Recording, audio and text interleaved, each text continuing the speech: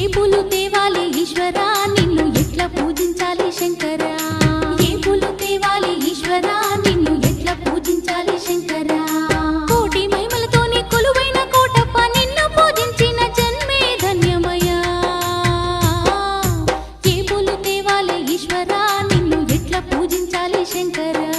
ఏ పూలు తేవాలి ఈశ్వరా నిన్ను ఎట్లా పూజించాలి శంకరా